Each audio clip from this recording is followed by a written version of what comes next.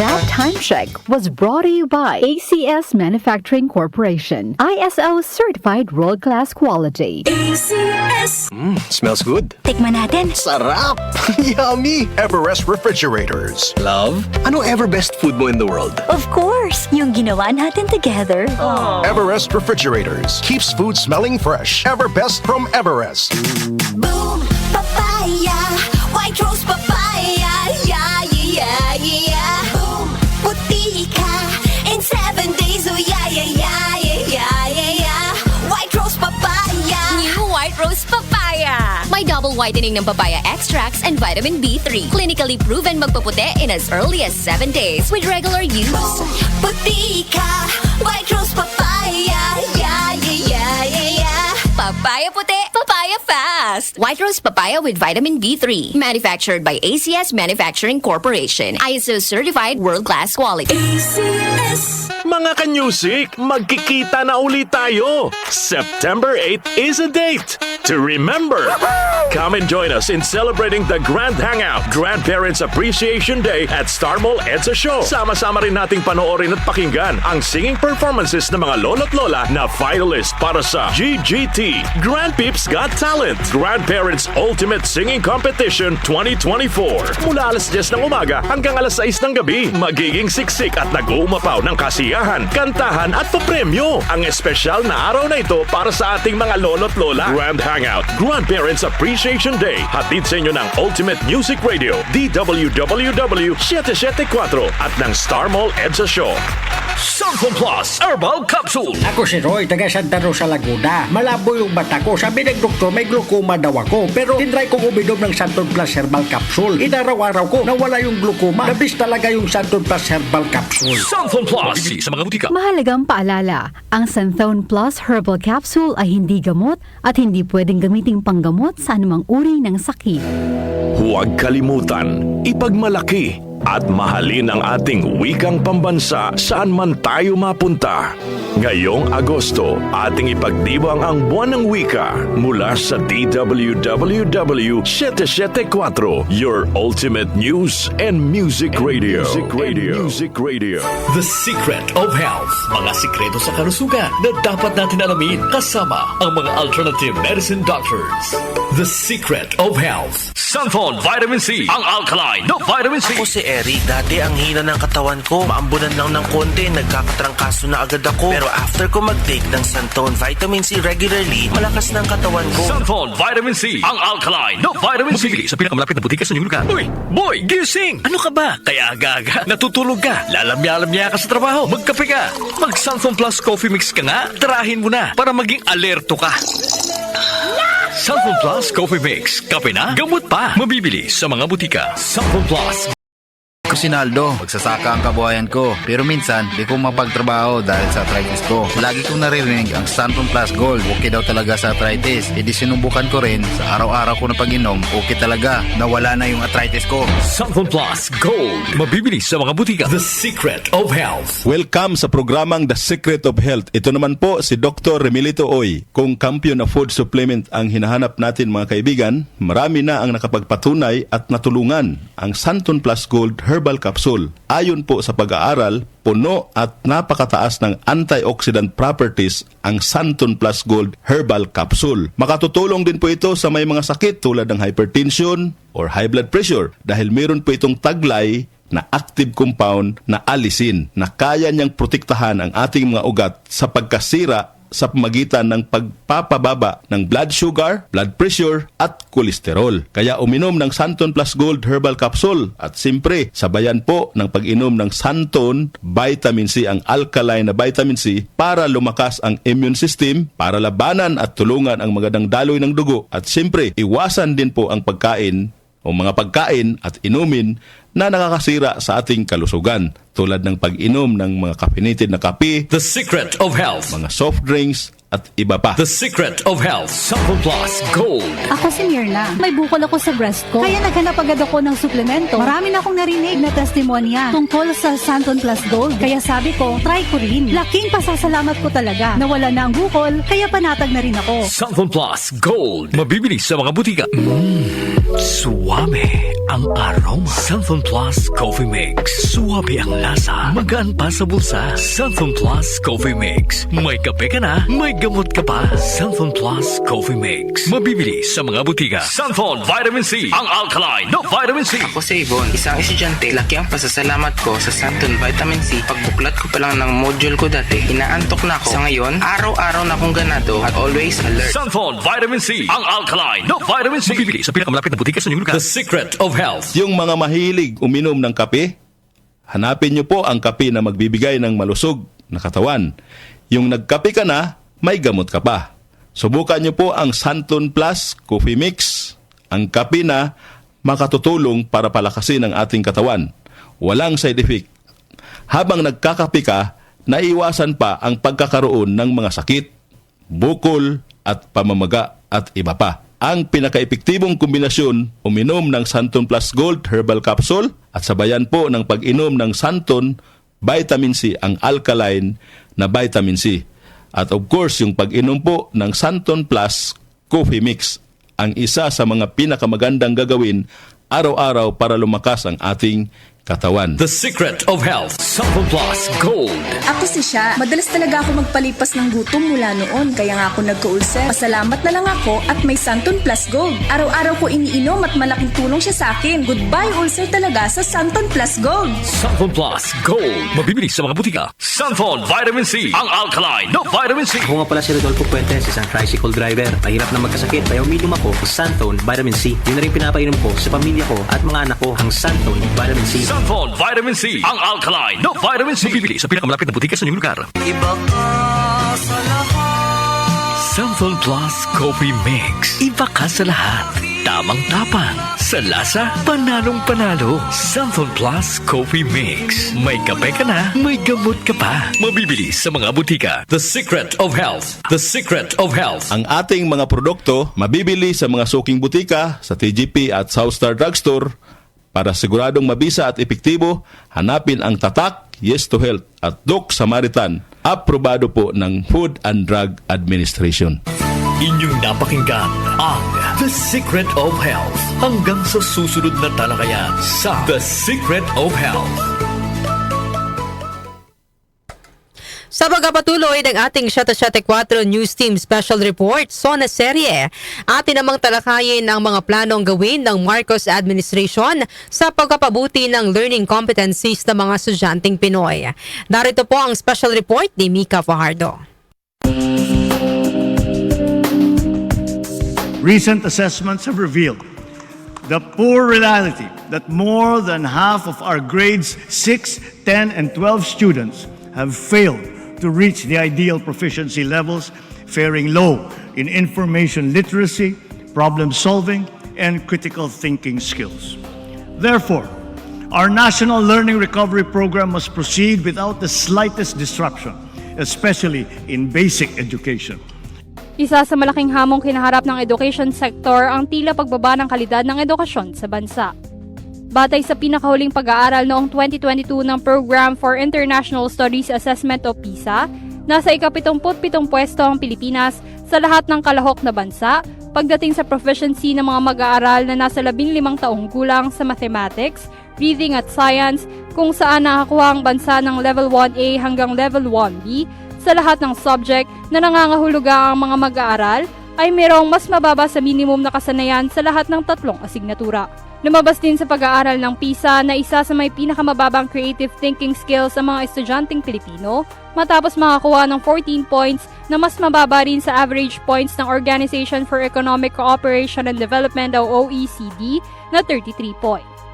Sa paglabas ng resulta ng mga pag-aaral na ito, isa-isa na ring lumabas ang mga sangasangang problema ng sektor na matagal nang kinaharap ng mga guro at mga mag-aaral sa bansa. Tinalakay ni Pangulong Ferdinand Marcos Jr. sa kanyang nakaraang State of the Nation Address o SONA ang patuloy na problema ng sektor na edukasyon, kagaya ng kakulangan sa mga learning materials na nakaaapekto sa kalidad ng edukasyon sa bansa. Isa sa nakikitang solusyon ng Administrasyong Marcos Jr. ang digitalization upang matugunan na ang matagal ng dagok na ito sa sektor ng edukasyon. We are working towards the day when all students will be equipped with computers, smart TVs, essential programs, digital books, and once again, access to reliable power and the internet. Digitalization and solar-powered electricity must now become the standard features in our schools and in our classrooms. Simply put, this is educational reform through technology. The perennial problems surrounding textbooks shall be resolved. Kaugnay nito, sinabi ni bagong DepEd Secretary Sani Angara na pinag-aaralan na nila ang mga posibleng paraan upang mapaikli sa isang taon ang dating 3 taong proseso ng paggawa at procurement ng mga textbook gamit ang mga legal implications nito tulad ng procurement law. Batay sa datos ng Second Congressional Commission on Education o EDCOM-2, sa nakalipas na isang dekada, hindi kaagad nakukuha ang mga libro kahit na may sapat na budget ang kagawaran na nakaaapekto sa kalidad ng pag-aaral ng mga estudyante at pagtuturo ng mga guro. Lumalabas na ang mga mag-aaral sa grade 5 at grade 6 lamang ang nakakakuha ng mga kumpletong libro sa kanilang mga asignatura. Ito ang susubukan solusyonan ng bagong kalihim ng kagawaran. Nitong taong ito, naglabas naman ng kabuuang 1.3 billion pesos ang Department of Budget and Management o DBM sa ilalim ng Program Activity Project Basic Education Facilities ng DepEd at 2024 General Appropriations Act na naglalayang gawing makabago ang mga electric system sa lahat ng paaralan sa buong Pilipinas. Gagamitin ang pondong ito upang i-upgrade ang mga electrical power system ng mga kasalukuyang gusali, gayon din ang pagbili at pag-install ng naaangkop na mga transformer at solar power system kung kinakailangan. Sa pagdating ng bagong liderato sa Department of Education, hinamon ni Pangulong Ferdinand Marcos Jr. si DepEd Secretary Sani Angara na tiyakin ang pagbabago sa kalidad ng edukasyon sa bansa sa lalong madaling panahon. Ito ngayon ang magiging hamon sa ating bagong kalihim. Natiyakin ang pagbangon at pagtaas ng kalidad ng edukasyon sa bansa sa lalong madaling panahon. Isa naman sa mga naging solusyon ng dating liderato ng DepEd upang malaman ang mga dapat baguhin sa kurikulum ng edukasyon sa bansa ay ang matatag curriculum o make the curriculum relevant to produce job-ready, active, and responsible citizen, take steps to accelerate the delivery of basic education services and provision facilities, take good care of learners by promoting learner well-being, inclusiveness learning, and positive learning environment, and give support for teachers to teach better. Inilunsad dito noong nakaraang taon na layong magkaroon ng pagbabago sa basic education curriculum na kinabibilangan ng pagbawas sa mga bilang ng mga competencies at higit na pagtutok sa pagbuo ng foundational skills tulad ng literacy, numeracy at socio-emotional skills sa kindergarten hanggang grade 3. Sa kabila nito, inula ng matatag curriculum ng mga batikos mula sa iba't ibang grupo dahil sa umano'y 30% na pagtaas ng teaching load ng mga guro na mula sa dating 6 ay magiging 8 na nakaaapekto sa magiging kalidad ng pagtuturo ng mga guro. Dahil dito nakatakdang amyendahan ng matatag curriculum batay sa mga naging karanasan ng mga guro at mag-aaral sa ilalim ng programa. Ayon kay DepEd Secretary Angara, kukuha sila ng mga input sa mga guro at mga mag-aaral para maplansya mga dapat na baguhin sa programa. Bagamat aniya ipagpapatuloy ang paggamit ng curriculum, posibleng baguhin pa ang mga revised study program kung makikitaan nito ng mga dapat na ayusin. Ikinukonsidera rin nila ang ilang taon na pag-aaral sa curriculum kaya hindi ito pwedeng ibasura na lamang. Kamakailan naman ay inaprubahan din ni Pangulong Ferdinand Marcos Jr. ang pagtatag ng Cabinet Cluster for Education na ipinanukala ng EDCOM-2. Ito ay upang matugunan ang higit na 5 taon na ang kakulangan o learning gap ng mga mag-aaral sa bansa. Ayon kay Angara, mandato ng Cabinet Cluster na busisiin at solusyonan ang mga kakulangan sa sektor ng edukasyon. Binubuo ang Cabinet Cluster for Education ng DepEd, CHED at TESDA at tatayong technical working group nito ang DBM, DOLE, DOH, DSWD at National Nutrition Council.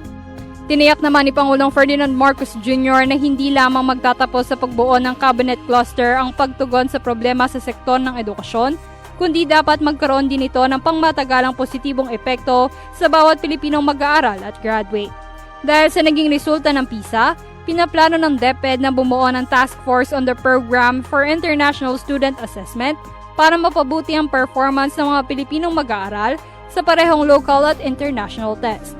Bukod sa task force on PISA, binigyang diin din ni Angara ang mga maikli at pangmatagalang estratehiya upang maisaayos ang paraan ng pagtuturo sa mga pampublikong paaralan. Nariyan din ang pagtutok sa pagbabasa ng mga mag-aaral upang mapalakas ang pundasyon nila sa reading at mathematics, maging ang pagtutok sa science subject tuwing Catch-up Fridays na nagsisilbing paghahanda sa darating na 2025 PISA test na nakatuon sa science subject. Our system of education must be strategically calibrated to make sure that our youth are not only taught to become literate, but it has also consciously developed them into problem solvers and into critical thinkers, hungry for success, ready for the future. Hanggang sa ngayon, nakasalalay pa rin sa basic education system ang kinabukasan ng bansa dahil nagsisilbi itong pundasyon ng bawat kabataan sa posible nilang tahaking landas sa hinaharap. Dito nagsisimulang matuto ang mga bata sa kanilang pang-araw-araw na pamumuhay at dito rin nauhubog ang kanilang mga kakayahan na kanilang magagamit sa hinaharap. Upang maging produktibo at mapagkumpetensya silang manggagawa at makasabay sa iba pang mag-aaral sa ibang bansa, kinakailangan ng agarang modernong solusyon para sa matagal na problemang kinaharap ng sektor ng edukasyon. Salamat, Mika Fajardo, para sa ating Zona Serie Special Report. Ang ating pong oras, 8:22 ng umaga. That time check was brought to you by ACS Manufacturing Corporation, ISO certified world-class quality. ACS. Boom, papaya. White rose papaya. Yeah, yeah, yeah. Boom, puti ka. In 7 days, oh yeah, yeah, yeah, yeah, yeah, yeah. White rose papaya. New White Rose Papaya! May double whitening ng papaya extracts and vitamin B3. Clinically proven magpaputi in as early as 7 days with regular use. Boom, puti ka. White rose papaya. Yeah, yeah, yeah, yeah, yeah. Papaya puti, papaya fast! White Rose Papaya with vitamin B3. Manufactured by ACS Manufacturing Corporation. ISO certified world-class quality. ACS. Santon Plus Herbal Capsule. Ako po si Angelica. May bukol po ako sa tuhod, kaya hirap po talaga ako maglakad. Nag-take ako ng Santon Plus araw-araw at isang buwan lang, palit ang bukol ko. Epektibo talaga ang Santon Plus Herbal Capsule. Santon Plus. Mabibili sa mga butika. Mahalagang paalala, ang Santhone Plus Herbal Capsule ay hindi gamot at hindi pwedeng gamiting panggamot sa anumang uri ng sakit. Goodbye to me, Mancha. Hello, Bright Bar Blue. Isang labanan yan. Bright Bar Blue. Pride Bar Blue with powerful stain-away enzymes. Malupit magtanggal ng dumit mancha pero di masakit sa kamay. Goodbye to me, Mancha. Hello, Bright Bar Blue. Isang labanan yan. As tested ang cotton and polycotton. Sa mancha, malupit. Sa kamay mo, mabait. Pride Bar Blue. Manufactured by ACS Manufacturing Corporation. ISO certified world-class quality. ACS. Magandang kalusugan po! Si Ate Chat Ramirez de Luna po ito. Inaanyayahan po namin kayong makinig sa Buhay at Kalusugan, hatid ng Herbena. Araw-araw, mula Lunes hanggang Biyernes, sa ganap na alas 5 ng hapon hanggang alas 6. At pag Sabado, sa ganap na alas 8:30 ng umaga hanggang alas 9. Dito, sa ating paboritong himpilan, DWWW 774 sa ating talapitan. Mas maganda nang nag-iingat sa kalusugan dahil mahal magkasakit. Magastos po! Ate Chat, Buhay at Kalusugan, hatid ng Herbena. Maraming salamat po! Wag lang basta wheatgrass. Easy Famax Wheatgrass. Hi, my name is Jennifer. I'm 26 years old. Salamat na lang at na-discover ko ang Easy Famax Wheatgrass. Nakatulong ito sa acid reflux ko, lalo na sa kalusugan ko, with proper diet and exercise. At guminhawa na yung nararamdaman ng tiyan ko. Ako ay naging active sa mga araw-araw kong gawain at talagang nakatulong ito sa pagbaba ng acid reflux ko. Mabibili sa Mercury Drugstore at leading supermarkets. Mahalagang paalala, ang Easy Famax Wheatgrass ay hindi gamot at hindi dapat gamitin panggamot sa anumang uri ng sakit. Opinion mo, opinion ko sa 774. Sa 774.